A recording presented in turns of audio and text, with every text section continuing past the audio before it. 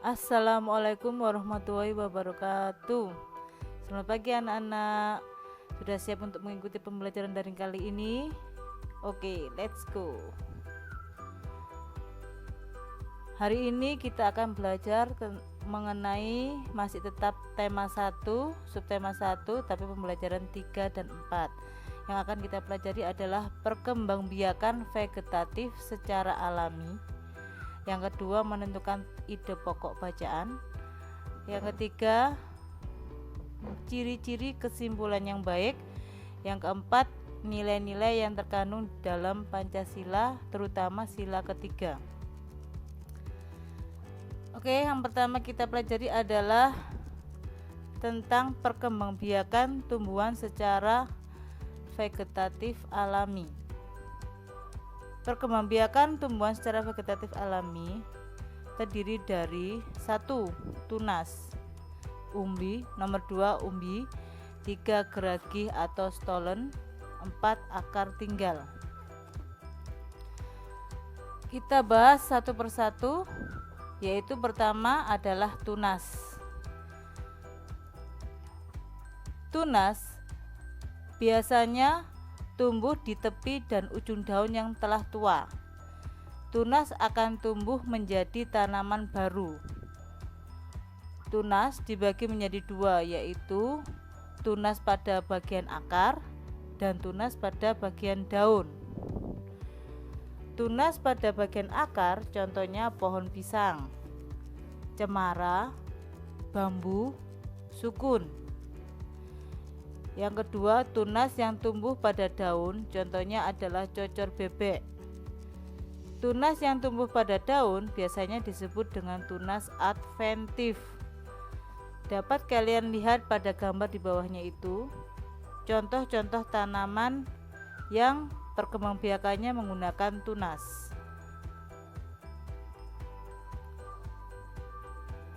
Yang nomor 2 adalah sekarang kita bahas umbi. Umbi adalah bagian tumbuhan yang menggembung dan tertanam di dalam tanah. Bagian yang menggembung tersebut karena berisi cadangan makanan. Umbi dibagi menjadi 3, yaitu umbi batang, umbi lapis, dan umbi akar. Umbi batang adalah batang yang tumbuhnya di dalam tanah. Contohnya adalah kentang, bengkuang, ubi jalar. Yang kedua adalah umbi lapis, yaitu bagian umbinya yang berlapis-lapis. Jika kalian memotongnya, itu akan tampak lapisan-lapisan umbinya, yang disebut juga tunas. Tunas yang semakin lama semakin membesar akan membentuk siung. Contohnya adalah bawang merah dan bawang putih. Yang ketiga adalah umbi akar. Akar yang dijadikan sebagai tempat cadangan makanan. Contohnya adalah wortel, lobak, dan singkong. Yang ketiga adalah geragi atau stolon. Geragi atau stolon adalah batang yang menjalar di atas atau di bawah tanah. Contohnya arbei, semanggi. Bisa kalian lihat gambarnya, batang yang menjalar di atas atau di bawah tanah seperti tampak pada gambar tersebut. Yang keempat adalah akar tinggal atau rizoma. Akar tinggal adalah batang yang tumbuh di bawah tanah. Biasanya berruas-ruas dan berbuku-buku. Jika kita memotong ruas atau bukunya atau buku-bukunya dalam batang itu, maka akan bisa tumbuh tunas lagi jika kita tanam di bawah tanah atau kita tanam lagi. Oke, selanjutnya kita akan belajar pada pembelajaran keempat. 1. Kita akan belajar tentang ciri-ciri kesimpulan yang baik. 2. Nilai-nilai yang terkandung di dalam sila ketiga Pancasila. Ciri-ciri kesimpulan yang baik yaitu, sebelum kita membahas tentang ciri-ciri kesimpulan yang baik, kita mengartikan apa dari kesimpulan tersebut. Kesimpulan adalah intisari berdasarkan uraian sebelumnya yang bersifat umum. Sebelum menyimpulkan, terlebih dahulu menentukan ide pokok bacaan supaya kalian memudahkan untuk menyimpulkan suatu bacaan. Tetapi kesimpulan tidak sama dengan ide pokok. Ciri-ciri kesimpulan yang baik adalah: 1. Menggunakan bahasa sendiri dengan kosakata yang baku. 2. Berdasarkan ide pokok suatu paragraf.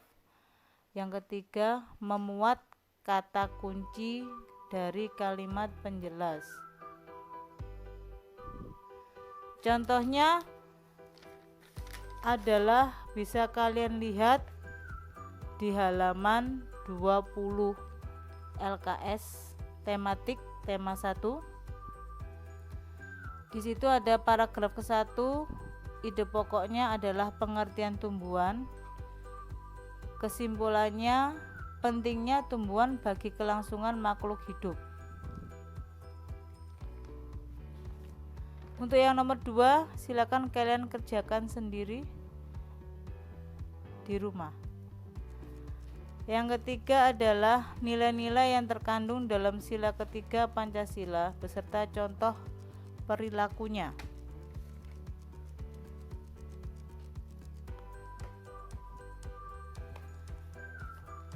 Nilai-nilai yang terkandung dalam sila ketiga Pancasila biasanya menekankan pada kerjasama. Dengan kerjasama maka kita akan terjalin persatuan dan kesatuan seluruh rakyat Indonesia. Maka nilai-nilai yang terkandung adalah: 1. Menempatkan kepentingan, keselamatan, persatuan, dan kesatuan bangsa di atas kepentingan sendiri dan golongan. Yang kedua, mempunyai rasa cinta tanah air, bangsa, serta negara dengan cara rela berkorban demi kepentingan bangsanya sendiri. Perilaku yang sesuai dengan sila Pancasila yaitu: 1. Selalu mengutamakan kepentingan bersama daripada kepentingan pribadi. 2. Tidak membeda-bedakan suku, agama, atau warna kulit. Yang ketiga, saling bekerja sama dengan baik. Yang keempat, tidak menghina kebudayaan daerah lain. Itu yang menyebabkan perpecahan. Yang terakhir, melaksanakan kegiatan diskusi dengan baik seperti kerja kelompok atau melaksanakan tugas piket. Oke anak-anak, pembelajaran kali ini sudah selesai. Saya harap kalian tetap semangat dalam belajar. Jangan lupa mengerjakan tugas halaman 18 nomor 1 sampai 10 dan juga halaman 19 menentukan ide pokok yang sudah pernah Ibu jelaskan di pembelajaran ke-1. Saya akhiri. Assalamualaikum warahmatullahi wabarakatuh.